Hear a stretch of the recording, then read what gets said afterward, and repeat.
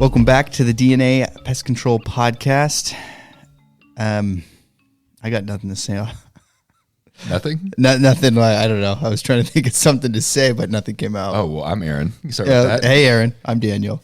I was trying to get more creative. We got to change it up, right? We'll start it when we get some more stuff in here. Oh, there we go. Okay. You know what I mean? Yeah. We'll have a good intro. We got to get some music. Yeah. Okay. All right. We'll figure it out. How's everyone doing? Everyone's good.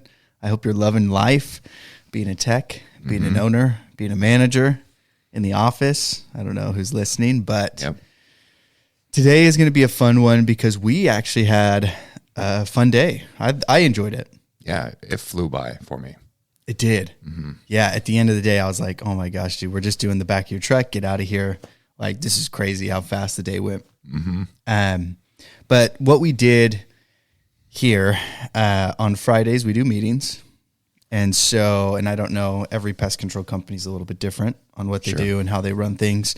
So here, just to give you guys an idea, and maybe some good ideas for the owners, is so our guys take the vehicles home. They do not pick them up at the office.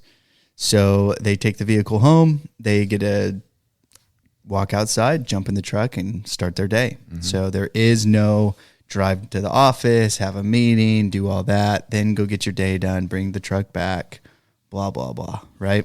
So it is, it's really efficient. It's worked really well over the years, and I've never even thought about changing it. There's no need. Yeah, no, it's always been pretty good. I know some people have gone back and forth.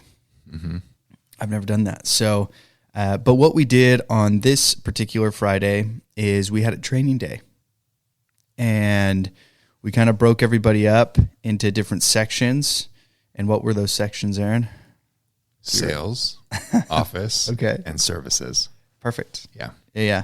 And then we did have one more on top of that, which was cleaning out the trucks. Yeah, that's right. Yeah. So when we do that, it's a deep clean. Everybody pulls literally everything out of their truck. Everything out of the cab of the truck, everything out of the bed of the truck. Mm-hmm. Everything's getting cleaned. We washed it out. We cleaned, in the chem bin, everything out. It's so nice. Yep. And real quick on that, what's really cool for you guys who are managers or owners who don't do that or have never thought about doing that, it's awesome because you get them to see what's on the vehicle and they get to understand what's not on the vehicle as well. Oh, yeah. So they're seeing both sides. Mm-hmm. And so if you've switched up trucks with guys, a lot of them don't actually know. I had a guy, you know him. He was here. He used the truck for 6 months, 8 months. Mm-hmm. Okay. He's taking the truck home. He had no idea what was in the buckets in the back of the truck. Never even looked. He had no idea what he had on the vehicle. That's terrifying. It is very terrifying. Never even looked. So, oh my God. Yeah. So if you're a tech and you haven't looked through your truck, dude, look through your truck. Please look through your truck. Look through your truck. Make sure you know what's on the vehicle. Yeah. You don't want to get caught with something that shouldn't be in the cab, that somebody else put in the cab, because that fine could fall into you. Mm-hmm. At least in California it can. But so it's really cool when we do the truck cleanouts. I really enjoy it. It really gets, and for the managers, you get to see what is on those vehicles. You get to see what these guys are grabbing on a consistent level. Yeah. And all the wasted stuff that they're just grabbing and pretty much throwing away, and it's garbage. Mm-hmm. So you get to have really good control over that. Like I pulled off 3 to 4 boxes of snap traps off of just these trucks. Covered in water from the rain. Yep. One of them was covered in water. The other one was protected, but he had just a ton. Another guy had door tags, but there was like literally a mountain of them, more than he could even probably hand out this year. So it was but it was really good. Yeah. It's really good to do that. But today is not about cleaning out a truck. It's about cleaning out your mind. It's about cleaning. Oh, there we go. I like that. About cleaning out your mind. Well, Aaron, I'm going to let you take lead on this one then. Yeah, I was excited to do it. We wanted to get, the title of this episode is Consistency is Key. Why is that? Why does consistency work so well? Well, don't ask me that because I'll go on like a 20-minute rant. All right, good point. Good point. Well, We broke it up in the service, sales, cleaning out truck, and the office side of it because we were running into a lot of issues where, Daniel would go out and do a service, right? And let's say I went out and I did a different service, even though it's labeled as the same general service on our end. Yeah. People were getting clients were getting different services from their point of view, right? And we kind of wanted to squash that. And at least on the sales side, I was really excited because there were so many things that I feel like we were missing out, just opportunities and leads, referrals, things that we could be maximizing on. And I mean, like we said, yesterday flew by, and I think at least, I don't know how the service side went, but on the sales side, there was a ton of involvement from guys that I didn't even expect to be jumping on the sales stuff with me, Yeah. So it was really cool to see that. Yeah. And there was a lot of involvement even on the service side. It was really good to get everybody on the same page and understanding what chemicals were because we did chemical safety as well. That's right. So the consistency part of that is a lot of guys didn't know the dilution rates or even some of the products that are, what you can use and the amount you can use and the legal limits, right? So Termidor here in California actually and New York. So whoever's listening from New York, we're doing an Air 5 right now. We are the most restricted states. Congratulations. Yeah. Your job just got worse and harder. No, but not worse, actually. It's actually fun when they do that stuff because it makes you get creative. Yeah. I think it's really cool. But Termidor is one that we can only use at a certain dilution rate every other month during the summer months. So right now, we're still not able to use it in February. So we still have to wait a couple more months. And so our guys don't even have that on the vehicle. But that was a big one where a lot of guys didn't know. They didn't understand, what you could use and how you can use it. Because you can't treat a home at that dilution rate month to month to month. It actually is every 60 days. And so if a guy is putting that, in the account and constantly spraying this property with Termidor, that's illegal and that's a fine. Probably doesn't even know. No, a lot of them didn't, and then we had the guy in the back that's like, well, my last company did this. And it's like, well, dude, your last company was doing a lot of stuff illegally. Yeah. So it is good though. It's really good to have that. And then it does build that consistency, at least on the chemical side of we're using the same dilution rate, every tech. Yeah. Not just me, not just one of the other guys. It's everybody across the board is using the same dilution. Sure. We're trying the same thing so that if you do switch up a tech, doesn't matter. Exactly. That's the point. Yeah. It shouldn't matter. No. So it was really good though. Yeah. No, and even on the office side too, I think it was important for the guys to see, because we kind of had them shadow, our office admin basically say what she sees on a day-to-day. Yep. Right. And how when they put notes in for a customer or they complete a service or things that they do internally on their end when they're out in the field, they were able to see how it pops up on her end. So I think it's just a better understanding both ways, which again, is going to be more consistent. Yeah. Right? And on the sales side, I focus more on like maximizing that initial contact with the customer at the front door. What are they saying? And then maximizing that communication so that way we're efficient from like, hey, a customer says they have rodent issues. So let's schedule that estimate. Let's get out there and get it done. Right. Yeah. Don't put it on the back burner. So I think it's cool because consistency in that is just going to open up so many more opportunities that we weren't even thinking about. Yeah. And that in consistency, hitting that, and I've talked about this before, on other episodes, is it really is super important. But when we say consistent, it doesn't mean go on autopilot and use a chemical that's not meant for that specific insect. Good point. So when we're saying consistency, you need to be consistently changing your products as well when you're treating for different pests. Don't use the same product that doesn't work for that pest. Yeah. And that's even consistent across the board. You're not the only one changing that product. The technician next to you is too. Yeah. Because they know, well, for ants, I need to change my product. I'm not going to be using the same product to treat for ants. So I got to change that. And so that's where that consistency comes in. And it really is important on the grand scheme of things. And I see it with companies too. There it can be a negative side though. How so? Well, so big companies, the problem is they don't actually change their chemicals. They'll get the chemicals that they have, and that's what you can use. Till death, like, that's it. Yeah, because they get such a good deal on it. And so to switch up a chemical or switch up a product for each individual technician, it's just not going to work. You can't get in this. I mean, we talked about it, gloves. I don't know if you listened to that conversation. Mm-hmm. You know, this is one of those consistency things, right? Me thinking, hey, I'm going to help these guys out. I go get a smaller glove, a tighter fitting glove, which allows them more movement, more filling, everything. Well, everybody hates them in the summer because they stick to their hands and they got to peel them off. Mm-hmm. But they also hate the big, massive black gloves that they give us, right, that we have. And so trying to even make everybody happy, that's where those big companies get into that, where it's no, just across the board, this is what we have. Mm-hmm. If you don't like it, well, too bad, make it work. So there is that level of consistency sometimes where it does, you know, hinder. Yeah. But we don't have that, which is cool. Yeah. You know, we're sitting in a really good spot where we can get whatever we want whenever we want. Sure. And use different products. But there is some good to that consistency, but you can make consistency a bad thing. Yeah. Exactly. You know? So, but be aware of that. Mm-hmm. You know, be aware of the negative consistency. That's a good point. But it is good for the techs to see the office too.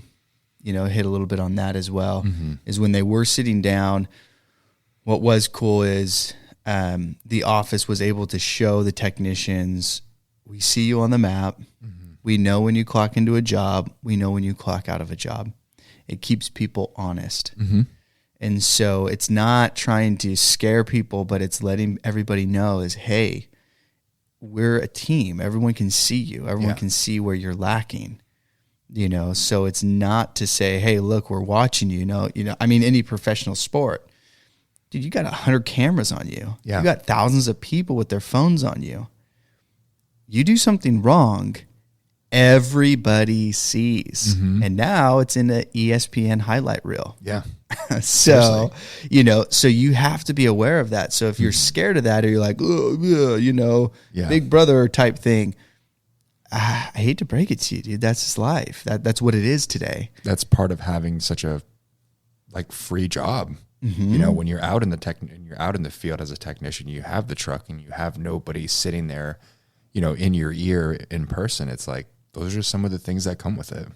Yeah. But knowing that stuff, knowing that there's, you know, that you're being watched, or understanding that, and there's that transparency is 1,000 times better than, are they watching? Yeah. Are they trying to hide it from me? Are they keeping that secret? Mm-hmm. You know, I mean, in a professional sport, everybody knows you're going to get filmed. Yeah. You know, you're agreeing to that. Yeah. You know, but here it's like, well, do I know that? You know, and as a tech, you should, or at least you shouldn't care because you're doing such a good job. It doesn't matter if they're watching or not. Yeah.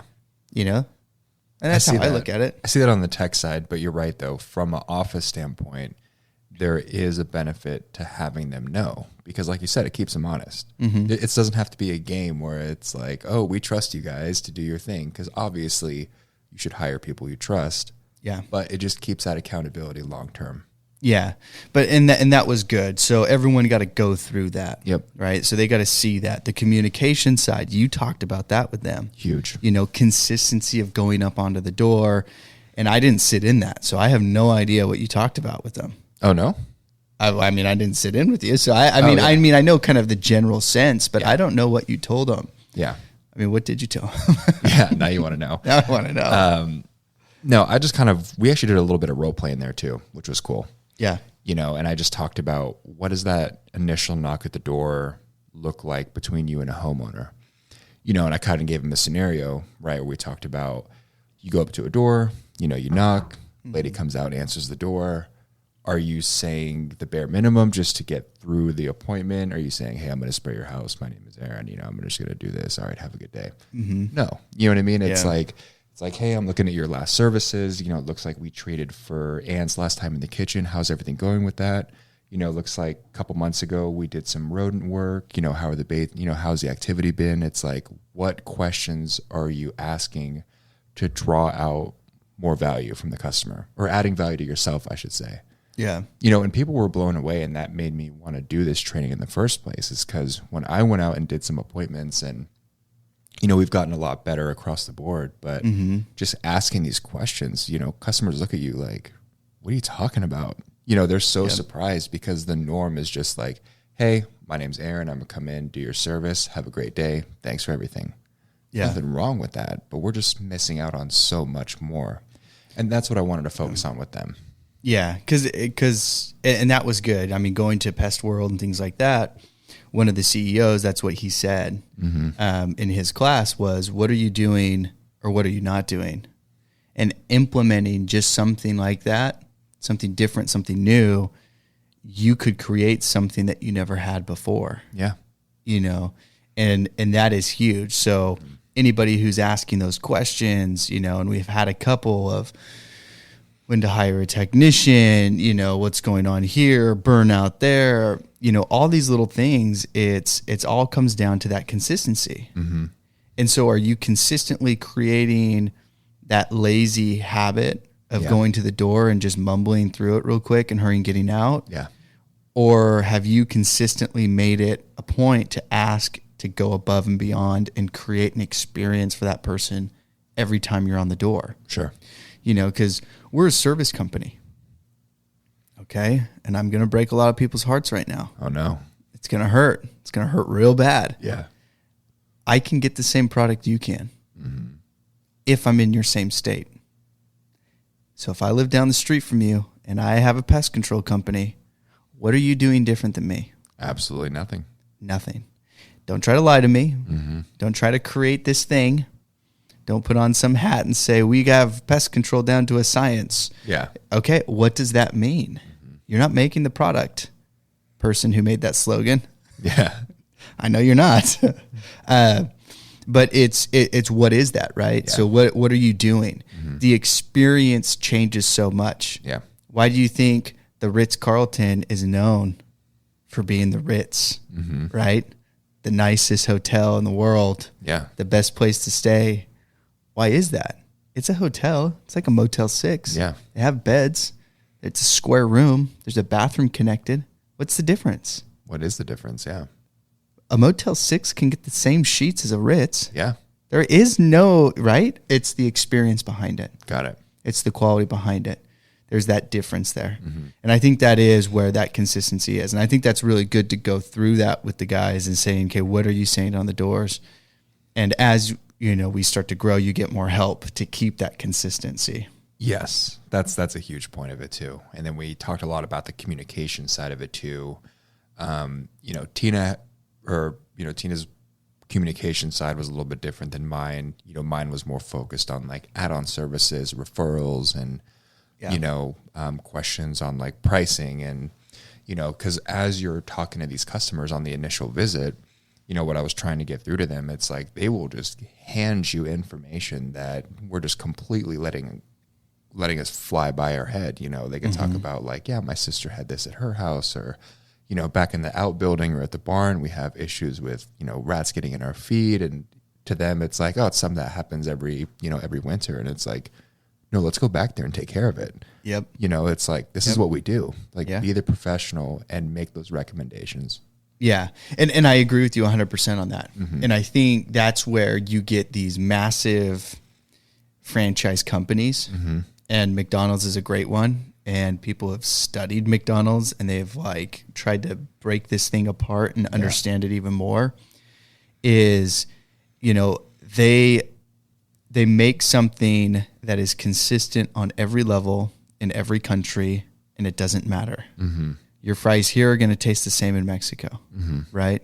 Or the same in Germany, or wherever it may be. And they're trying to keep that level of consistency across the board. Yeah.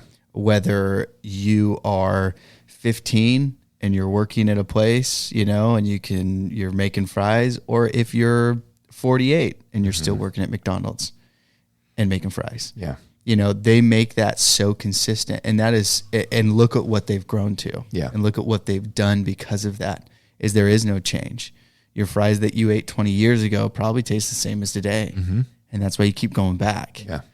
So it is amazing to see that those companies can do that and they can create that. Sure. And now saying that is consistency is really the key to success. Yep. On every level.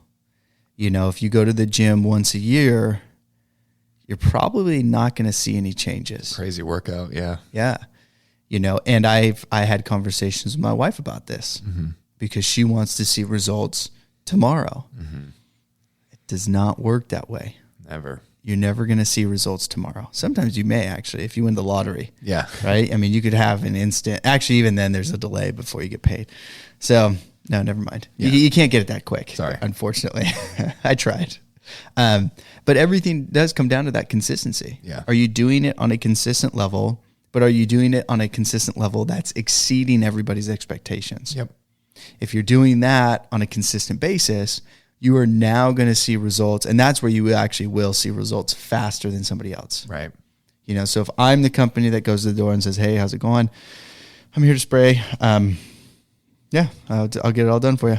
Yeah, the homeowner, I'm like, great, thumbs up. Like, cool, okay, get it done, right? Yeah. And that's just like, that's their expectation. And then the next company comes by because they canceled you out. And the guy's like, hey, how's it going? I'm here to spray. Did you want me to spray the inside today? Did you want me to take care of the garage, de-web it? You want to open it up for me? Have you been seeing anything? That level now just grew to the next. They're like, holy crap, this guy's asking if he wants to spray the. No, I don't. I want the inside done. Cool, awesome. What do you want done? Exactly. How can I help you? Are you grabbing the garbage cans from the side of that, from the street and pulling it up to the side of the house? Oh, a good one. Did you do that? If you haven't, well, maybe you should look at that and say, ooh, maybe I will, because they're more likely to spend money with you. They're going to throw money at you all day long. Definitely. But are you doing that on a consistent level? Right. Are your techs known for doing that or doing something different? Are they spotting a hole where it's obvious a rodent has been getting into the attic? Yeah. And they're going back and telling the homeowner, or they're like, man, that sucks. Yeah. This guy's got rats. All right, let's keep going. It's like, sorry, I'm only spraying today. Yeah. I think that is something that everyone has to reflect on and say, am I doing that on a consistent level? Am I doing it that's exceeding that? Yeah. Yeah. Because I always love to see guys, who say, I'm going to start my own company. And it says, okay, what were your habits there? What were you doing at that company? Yeah. If they sucked there, they're going to suck here. You would think. They don't realize that though. Yeah. People don't realize that. A lot of people don't. A lot of people think it's grass is greener on the other side. And everyone creates that. Oh, it would be better if I did that, right? You had that conversation with the guy yesterday. Oh, yeah. Well, I want to be here. Well, what? Why? It sells, right? Yeah. Like, you want to be in my office? What are you saying? You want to be here? Yeah. I want to be. I don't want to be a tech forever. Okay. Well, what are you doing? Yeah. What does that mean? Yeah.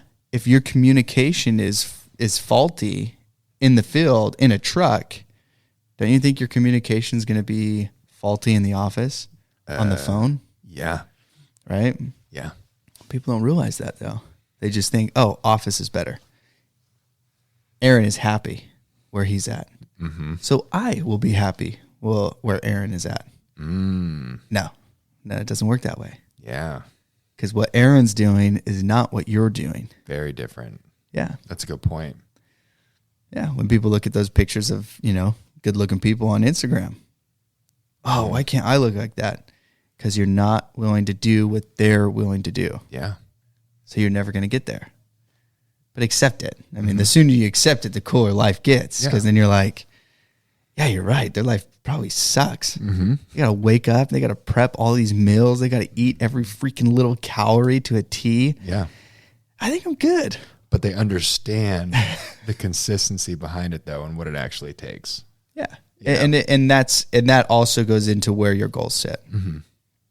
So as a tech and going over that consistent level and hitting houses on a high caliber level. Yeah. What is your goal behind that?